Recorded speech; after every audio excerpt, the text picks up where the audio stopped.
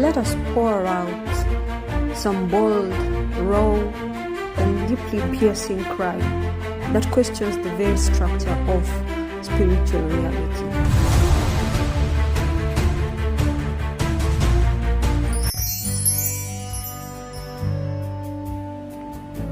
Are you just another soul who woke up one day existing, not from choice, or if you did choose, that memory is long gone? Maybe you signed up for something eternal. Maybe you said yes before the veil was drawn. As for me, I don't remember that agreement. And here I am, thrown or placed in a broken world, a stage built on sorrow, curtained with misery, with a script already in motion. A fallen realm full of illusions, secrets kept behind locked doors, guarded by gatekeepers who hope that we never ask. A world where injustice thrives, where truth is buried in rituals and routines, and the systems that meant to protect only serve a few. And in this chaos, we are told to fight, not just fight, but overcome. Overcome an ancient being who once walked the halls of heaven, who dined in the presence of God, who led worship, bore light, and yet caused war in heaven.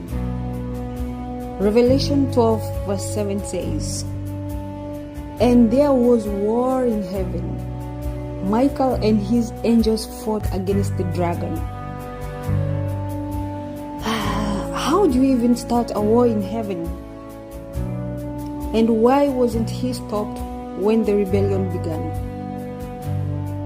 Why was the seed allowed to grow until it dragged the stars from the sky? Revelation 12:4 says, "His tail swept a third of the stars from the sky and flung them to the earth." And now, humanity, fragile, confused, mortal, we are expected to do what angels in glory could not, to stand against the same force that turned heaven upside down. Instead of obliteration, he was cast here, to earth, as if we needed one more predator. Revelation 12:12 says, "Woe to the inhabitants of the earth, for the devil has come down to you in great wrath." So, after all the chaos, the centuries of temptation, deception, destruction, after the wars, the tears, the graves, we are told that one new era will come. 1,000 years of peace, ruled by Christ. Finally, a world without sin, without Satan.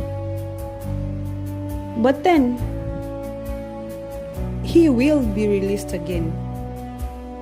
Revelation 27 says, "When the 1,000 years are over, Satan will be released from his prison." This guy is so lucky.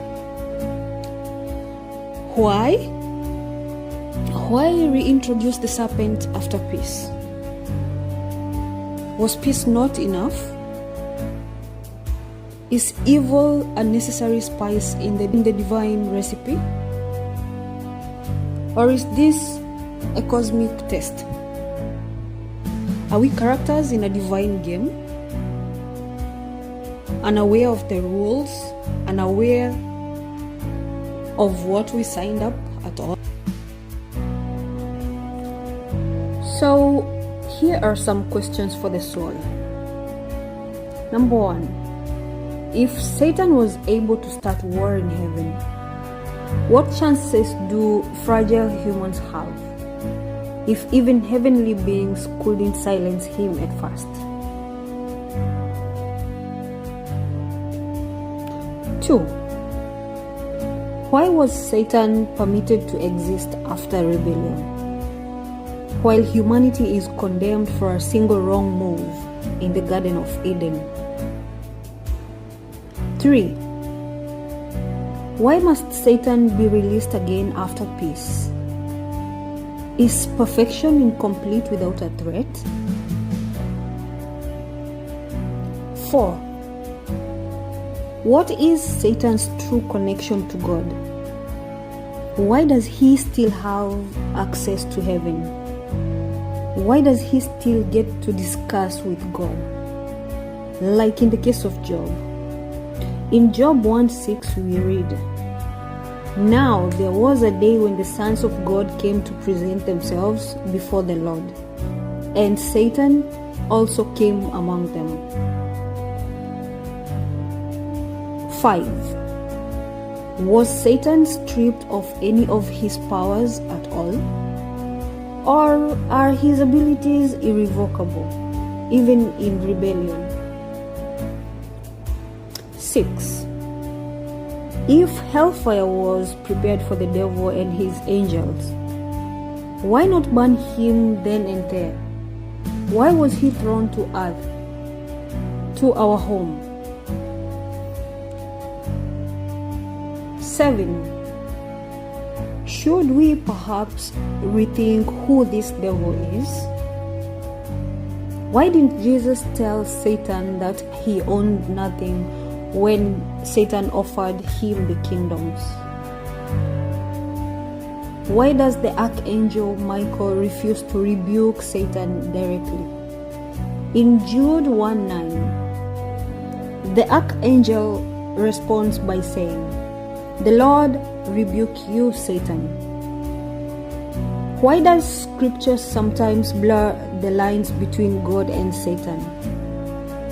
Like in 2 Samuel 24 verse 1 and 1 Chronicles 21:1. One says God incited David, the other one says Satan incited David. Who really incited David? Question 8. Why would Elijah call fire from heaven? Yet Jesus rebukes his disciples for asking the same. In Luke 9:55, Jesus responds by saying, "You do not know what manner of spirit you are of." So, is this a new God or just a new angle? Question 9. What kind of justice is it that sends billions to hell for a war they never started? For a war that began in heaven long before humanity even existed. Question 10. Were we born to be tested or trapped?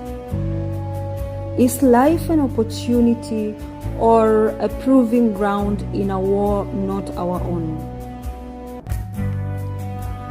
Considering narratives with Satan's presence on earth, the forbidden fruit being left within the reach of a newly created innocence, divine interventions steering actions like Pharaoh's hardened heart, is this world really a gift or a trap? Is it a prison disguised as purpose, or a setup we mistook for freedom? Question 11. What would actually change if we knew the full story about the origin, the end, and the truth in between.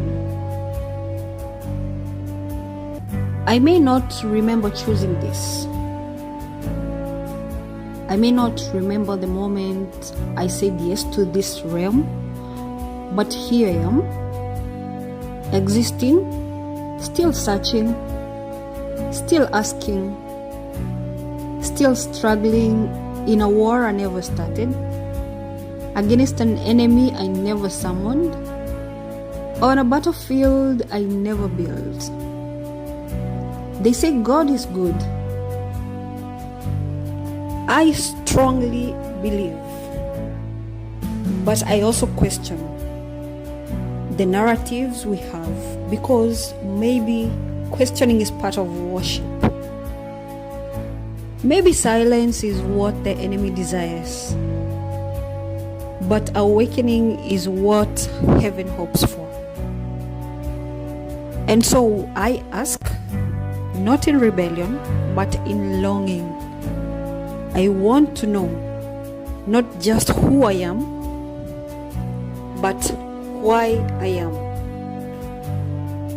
Because if I'm to fight, I want to know what I'm really fighting for.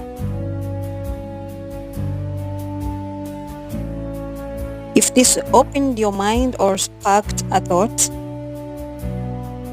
let's unlearn, let's relearn, and most of all, let's question everything. Don't forget to like, subscribe, and share this message.